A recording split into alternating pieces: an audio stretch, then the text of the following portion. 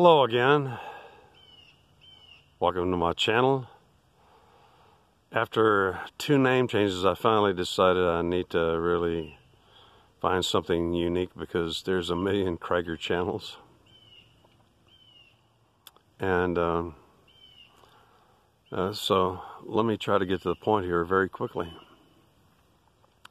3 nights ago, unknown to me because, you know, there's billions of hours of video out there. It really is in the world. It's in most of my life, and actually 10 years ago I stopped watching TV, and years ago I stopped listening to radio because almost a third of the songs are people singing about how lonely they are, when I have the rarest personality type on earth, according to Carl Gustav Jung, who was far more intelligent than Freud and wasn't a cocaine addict or schizo anal freak,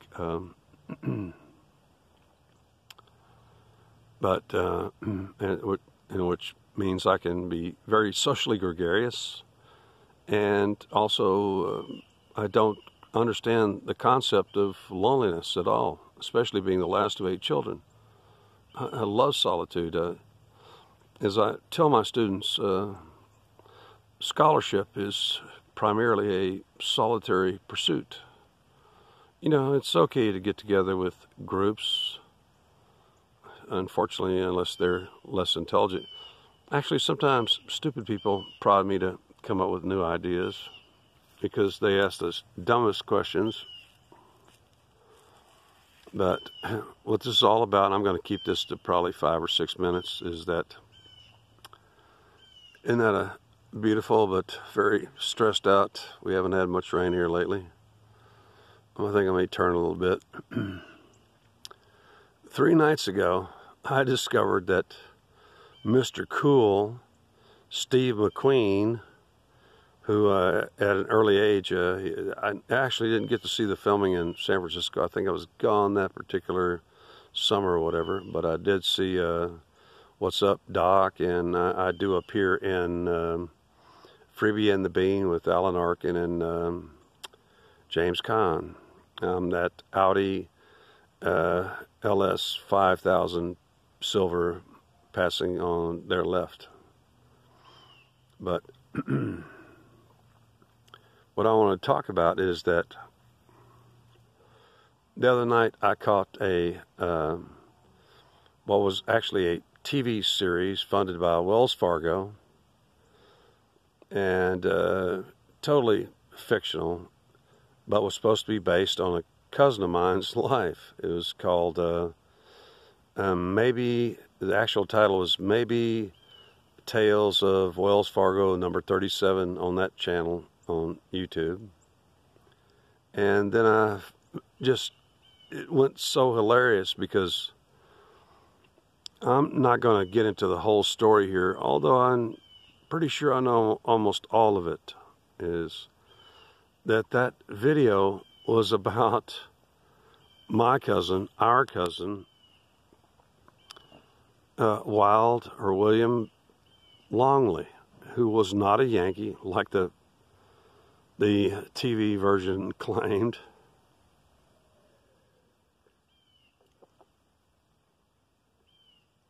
I'm sorry, I gotta have my grape drink. I gotta stay hydrated, you know what I'm saying? My nizzles. This was so funny. If you go look it up, it's like I told you, I just gave you the correct title, which is Maybe lowercase Tales of Wells Fargo 37. It starred Dale Robertson and debuted, and it's starring, introducing Steve McQueen. It was all about Wild Bill Longley, and every second of that, like 37 minutes or whatever the hell it was absolutely 100% untrue. Wild Bill Longley wasn't a Yankee.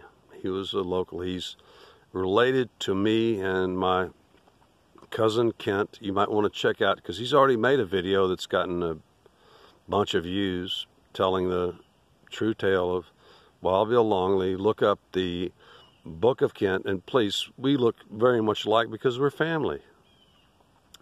The Book of Kent, Wild Bill Longley, and you'll get the full story from him because he's the keeper of the oral tradition on his mother's side and even my mother's side and father's side.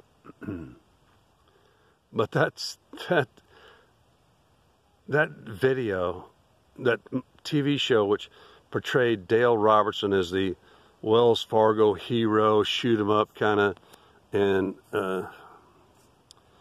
in reality, Wild Bill Longley was actually known as the defender of Confederate widows. He never acted against anybody unless they were some carpet-bagging, thieving, raping scum. He murdered, well, it wasn't murdered, he exacted justice on an unknown number of carpet-bagging,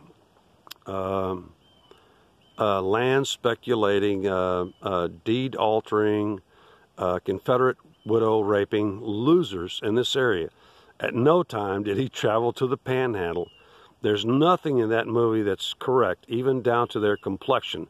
Steve McQueen was about half the size of Wild Bill Longley. You can't tell, but I'm still 6.5 feet tall and about 18 stone, as the English say. At no time did Wild Bill Longley ever wear a string tie and dress up like some sissy boy and ride around. He never went up the Panhandle. He never robbed Wells Fargo. Wells Fargo was just funding the program for Hollywood loser Epstein types to come up with and I tell you what, if you try to look up the history of Bill Longley on Google, all you're going to get is the version of history that was written by the Yankees, that Yankee judges and Yankee juries and stuff that convicted him and hung him for doing what was righteous behavior and stuff. It was, he did nothing. He actually lived he never owned a string tie in his life. Okay? The whole video was just total garbage from start to finish. Actually, Dale Robertson's tiny compared to me. Bill Longley was big, and he was in this area in many counties. That's what he did. He started at age 15, right after the war between the states, when the carpetbaggers came in here, taking over everything, burning down our courthouses, so that from Fredericksburg to East Texas, we had to build as the indictments would mount against the Yankees. We had these wooden courthouses, which they would just then burn down, destroying all evidence, etc. So, any Texas historian knows this, any native Texan knows this, but most people who have written Texas histories are not native. They didn't get here to 1850, 1890, 1910, 1920. They're all trying to tell it from their family's perspective. It's ridiculous. That's why, because of this burning of courthouses all the way from Fredericksburg, Texas, out in Peach Country, out in the hill country, all the way to East Texas, we went to masonry, brick, and stone courthouses with metal roofs to prevent the burning of our courthouses by Yankees and the destruction of precious legal records. Everything that's been written about that I can find, and it's about Wild Bill, has been made up bullshit by Yankees who led to a 30-year race war here. They were such nasty, disgusting people.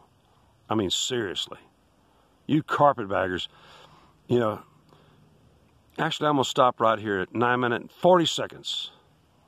And I want to remind all you Yankees that, especially you people of the city of New York, you cared so little about your war widows and their orphans and shit like that, that you loaded their children onto trains, cattle cart, etc. You know.